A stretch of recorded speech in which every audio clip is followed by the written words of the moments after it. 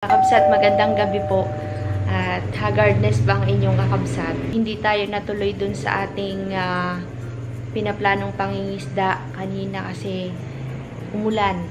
Umulan po kakabsat, kaya hindi na tayo nag-attempt na tumuloy pa kasi nung umaga medyo okay yung panahon pero parang makulimlim. Kaya sabi ko wag na lang tayong tumuloy. Next time na lang natin i-schedule. Tapos kanina, naglilinis kami dito sa bahay. May nakita ako kakabsat na CD. Ito po siya kakabsat. Gusto ko ulit siyang i-edit kakabsat para sa inyo kasi yung in-edit ko noon na in-upload ko, bago pa lang kasi ako nag-vlog ng walang sound, ano lang siya, nilagyan ko lang ng kanta. Pero ito, i-edit ko siya na mapapanood ninyo yung reaction talaga kakabsat. Hindi pa ako nag-vlog that time kasi kaka-opera ko lang noon nung nag-ectopic pregnancy po ako nun sa Dubai. Parang 1 week pa lang kakatapos ko lang ma-operahan noon. Nag-decide si Kakabsot kasi naka-leave naman ako that time. 1 month akong naka-leave. Sabi ni Kakabsot, punta kami ng Nepal. At ito lang po yung meron ako sa pagpunta natin doon nung nag-tour tayo. Ito lang yung remembrance tsaka mga picture na naipon ko. Sayang nga kabsat kung that time nag-vlog na ako. Nadala ko kayo sa, as in talaga naglipot kami sa Nepal. Tapos doon kami nag-stay sa Pokhara. Nag-sunrise viewing pa kami kakabsat doon sa isang lugar na para makita yung Mount Everest. Pero hindi ko yun na-videohan, picture lang. Yung buntot lang yung nakita namin. Sayang nga tapos doon sa mga kung saan dinadala yung mga namamatay sa kanila. Doon ko lang nakita na kapag may namamatay sa kanila, hindi nila nililibing. Sinusunog po nila. Nakarating kami doon ni Kakabsot na wala kaming kamalay-malay kung ano yung mga meron doon sa pinupuntahan namin. Kasi nung panahon na yun talagang Kakabsat, para akong nababaliw na dahil nga 'di ba na ko nung naoperahan na wala si baby, ganyan. Ganun pala yung pakiramdam. Parang, sige, go, go, go. Hanggang sa sumakay ako dito sa paragliding. Natakot talaga ako sa heights, kabsat. Pero hindi ko alam bakit ako dito sumakay. Kaya nung napanood ko to, sabi ni Kakabsot, kung uulitin ko pa daw ba ito, sabi ko, hindi na kasi nakakatakot. Parang late ko na lang siya na-realize na nakakatakot pala. Ito Kakabsat, pagka nag-ano ka nito sa Nepal, parang nasa $75 or $80 siya. 30 minutes kang nag-glide sa taas. Nung ano pa to 2018. Yan o. January 23, 2018. May date po siya, Kakabsat. Yan. Paragliding.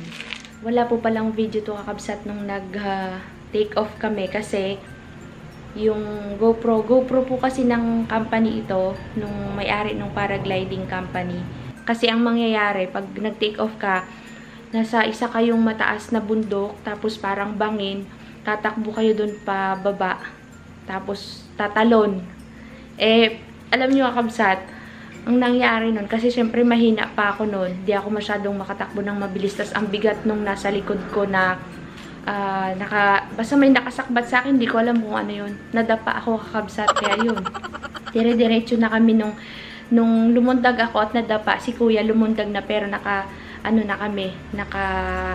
na, tsaka nakaayos na konti. Doon pa lang binuksan ni kuya yung GoPro, kaya doon lang yung nakunan sa taas.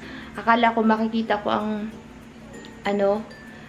Mount Everest, kala ko matatanaw ko siya, hindi pala kita. Pero yung mga makikita nyo dito na kulay puti na nasa bundok, yun po ay snow.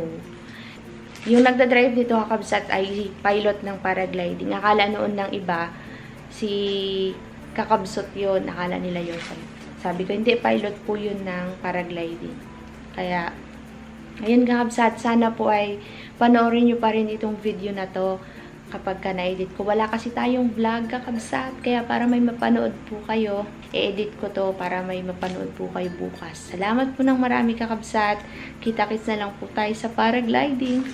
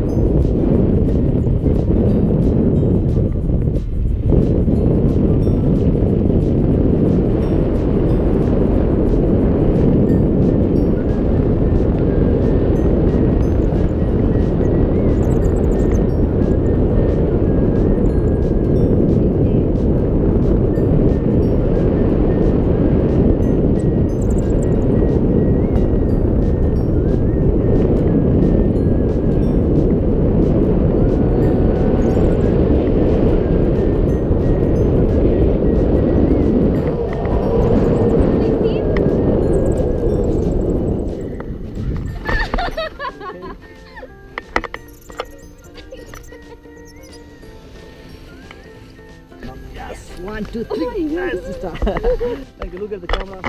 Say bye-bye. Bye! Thank you! Go.